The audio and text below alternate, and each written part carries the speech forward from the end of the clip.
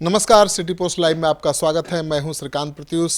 आपको पता है कि सभी पार्टियां चुनाव की तैयारी में जुट गई हैं और सीट शेयरिंग पर भी बातचीत चल रही है। पटना से लेकर नेता दिल्ली तक की दौड़ लगा रहे हैं, लेकिन कई सिटिंग सीटों पर सहयोगी दलों के दावे के कारण सीट शेयरिंग फाइनल नहीं हो पा रही है। और अभी जो खबर आ रही है मोतिहारी ज़िले से, वो बहुत इम्पोर्टेंट खबर है। खबर ये है कि 2 सीटों को लेकर जेडीयू बीजेपी में ठनी हुई है, क्योंकि एक सीट है शालिनी मिश्रा, जहां से जीती हैं केसरिया विधानसभा सीट से। उस सीट को लेकर घमासान है। बीजेपी चाहती है कि उसे ये सीट मिले। और दूसरी सीट है जिसको लेकर घमासान है, वो है गोविंदगंज की सीट। यहाँ से राजू तिवारी हैं एलजेपी के प्रदेश अध्यक्ष, वो चुनाव लड़ना चाहते हैं। तो चिराग पासवान इस सीट को चाहते हैं, जबकि ये सीट अभी बीजेपी के खाते में है। बीजेपी के एमएलए यहाँ से हैं और सुनील मणि त्रिपाठी 27,924 वोटों से जीते थे। और ब्रजेश कुमार जो कांग्रेस के प्रत्याशी थे, उनको 37,000 के आसपास वोट मिले थे, दूसरे नंबर पर थे। और तीसरे नंबर पर थे राजू तिवारी, जो एलजेपी के उम्मीदवार के तौर पर लड़े थे चुनाव।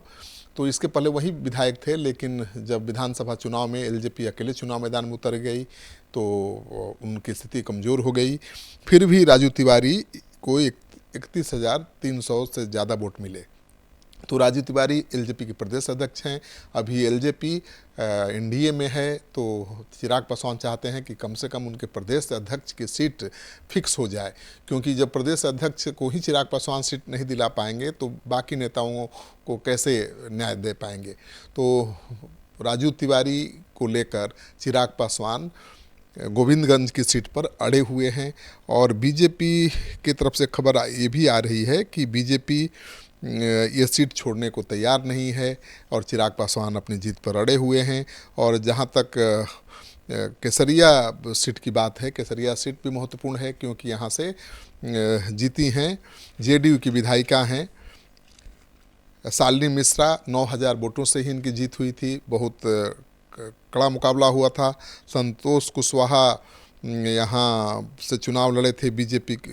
संतोष कुशवाहा यहाँ से उम्मीदवार थे और तीसरे नंबर पर थे। रामशरण राय एलजेपी के उम्मीदवार थे और महेश्वर सिंह निर्दलीय उम्मीदवार थे। और डॉक्टर राजेश निर्दलीय लड़े थे चुनाव। तो निर्दलीयों ने बहुत वोट काट लिए। रजनीश पाठक उर्फ रिंकू पाठक भी चुनाव लड़े थे, जिनको महज 8800 वोट मिले थे। तो इस सीट को लेकर भी घमासान है। बीजेपी चाहती है कि शालिनी मिश्रा की जगह ये सीट बीजेपी के खाते में आ जाए। सूत्रों के अनुसार बीजेपी इस सीट से रिंकू पाठक को चुनाव लड़ाना चाहती है, क्योंकि रिंकू पाठक ने लोकसभा चुनाव में अहम भूमिका निभाई थी राधा मोहन सिंह को जिताने में, और उस विधानसभा क्षेत्र की पूरी जिम्मेवारी संभाली थी और वहां से लीड दिया था। तो बीजेपी चाहती है कि ये सीट उसके हिस्से में आ जाए, लेकिन ये जेडीयू की सिटिंग सीट है, इसको लेकर पेंच फंसा हुआ है। और कहा जा रहा है कि शालिनी मिश्रा क्षेत्र में बहुत कम जाती हैं, उनसे लोगों की नाराज़गी है। और उन पर यह भी आरोप लगा कि नीतीश सरकार के विश्वास मत के दौरान उन्होंने सरकार को गच्चा देने की कोशिश की। तो पार्टी भी बहुत खुश नहीं है उनकी भूमिका से, और बीजेपी वो सीट मांग भी रही है। तो हो सकता है कि ये सीट बीजेपी को मिल जाए और यहाँ से आपको रिंकू पाठक चुनाव मैदान में दिखाई दे सकते हैं।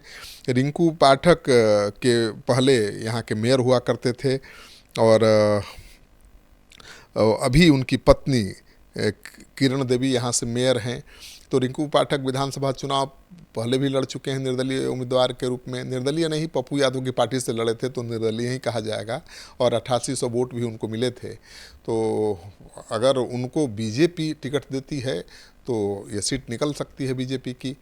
और दूसरी सीट है जो बहुत महत्वपूर्ण है और उसको लेकर भी घमासान है, वो है नरकटियागंज की सीट, जहां से रश्मि वर्मा बीजेपी की विधायिका हैं और 21,134 वोटों के मार्जिन से जीती थी चुनाव। लेकिन फिर भी कहा जा रहा है कि उनका टिकट कट सकता है।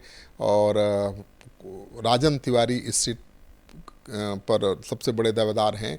राजन तिवारी बीजेपी के नेता हैं, बाहुबली विधायक भी रह चुके हैं और उनकी बहुत बाहुबली विधायक रूप में पहचान रही है, तो किसी भी कीमत पर नरकटियागंज से चुनाव लड़ना चाहते हैं। अगर पार्टी से टिकट नहीं मिला तो निर्दलीय भी चुनाव मैदान में उतर सकते हैं।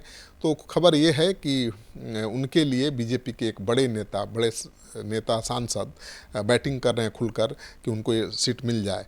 उनका नाम संजय जायसवाल बेतिया के सांसद हैं और उस इलाके में राजन तिवारी की बहुत चलती है, ब्राह्मणों के वोट को काफ़ी प्रभावित करते हैं। तो संजय जायसवाल चाहते हैं कि राजन तिवारी विधानसभा चुनाव लड़ जाएं ताकि आगे लोकसभा चुनाव में उनके लिए चुनौती न बने। तो मानकर चलिए कि नरकटियागंज से रश्मि वर्मा का टिकट कट सकता है, राजन तिवारी वहां से बीजेपी के उम्मीदवार हो सकते हैं। गोविंदगंज सीट को लेकर अभी संशय है क्योंकि गोविंदगंज सीट जो है बीजेपी छोड़ना नहीं चाहती है और राधा मोहन सिंह के पसंदीदा नेता यहाँ से सुनील मणि त्रिपाठी चुनाव लड़े थे और जीते भी थे, 27,924 वोटों के मार्जिन से जीते थे। तो राधा मोहन सिंह ये सीट छोड़ना ही चाहते हैं और चिराग पासवान ये सीट किसी भी कीमत पर लेना चाहते हैं अपने पार्टी के प्रदेश अध्यक्ष राजू तिवारी के लिए।